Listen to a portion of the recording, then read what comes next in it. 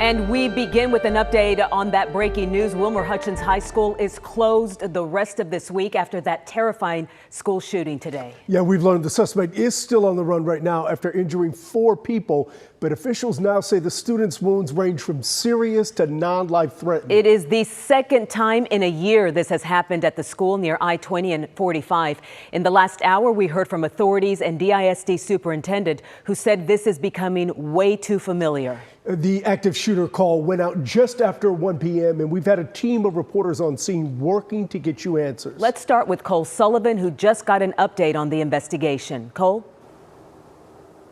Izzy, the DISD superintendent says the unthinkable has happened again here at Wilmer-Hutchins. Today it began just after 1 o'clock. 4 students hurt, 3 shot, 1 grazed, we're told, all expected to live. The suspect identified by authorities, but not in custody at this point in time. Students we talked to say this all unfolded near the cafeteria. That's what they've heard, and it was terrifying for the students and for their families. Here's how one student described what happened after she heard the shots.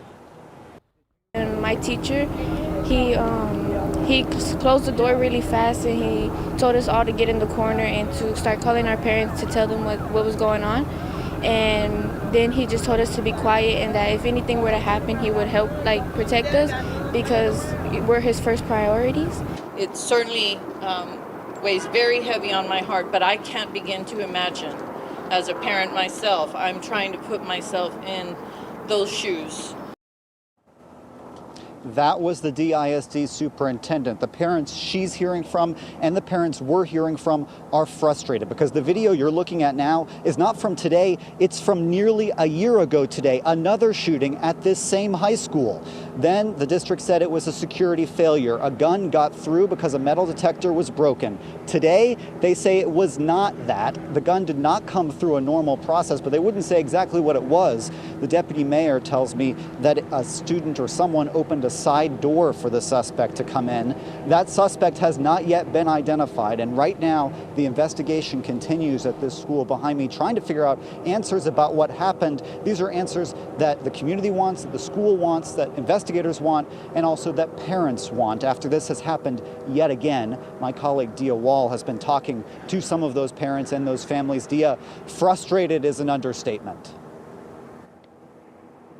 Oh, absolutely, Cole. As you can imagine, this happened in the middle of the day. The call goes out that there has been a shooting once again, as you mentioned, a year later at Wilmer-Hutchins High School. On the way here, we were stopped about a half a mile outside the school complex, along with dozens of parents, cars parked on the street. I mean, it was the height of their fear and their frustration and anxiety and worry about what took place inside. I met a mother there who described the call she got from her son, a frantic call, and then what happened when she met us there on her way to try to pick him up. He's like, Mom, I'm in a closet in a locked room. He said, Mom, y'all, just can you come get to us? I said, y'all, stay safe and I'm coming. I'm here. They won't let us go to get them. So somebody's not communicating, and it's sad. It's sad that all these parents are out here and nobody can get to their kids. Talk about a tense and emotional situation with parents and police exchanging words, waiting for clear direction on when and how they would be able to pick up their children. I met another mom whose oldest daughter also goes to Wilmer-Hutchins High School, and that mom was so scared, man. She was shaking at the time. Well, after she picked Aaliyah up this afternoon, I got to ask her what that first embrace was like. Oh my goodness. She was his mom. I'm like, I know, but to me, you don't understand the relief to just be able to hug you. And there's another kid in there that their mom and dad are not going to be able to hug them, you know? But it was such a relief, such a relief. Always a relief, Chris, when you get to see a parent at the height of their fear and their worry, and they had a happy ending today because they got to go home together. And that mom is calling on other parents here at Wilmer-Hutchins to get together, maybe get involved, talk to the school board about ways that even parents can get involved to make sure that this doesn't happen again here at this high school.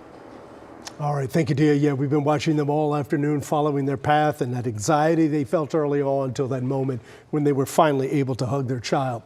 Governor Abbott is in contact with local officials right now and just released a statement on the shooting.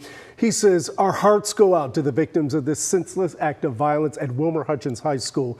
I spoke with Dallas ISD Superintendent Stephanie Elizalde and Dallas ISD Chief Albert Martinez. I offered to support the school district families, students, and staff, and to provide law enforcement with the tools they need to arrest the criminals involved and bring them to justice. Well, this investigation is far from over.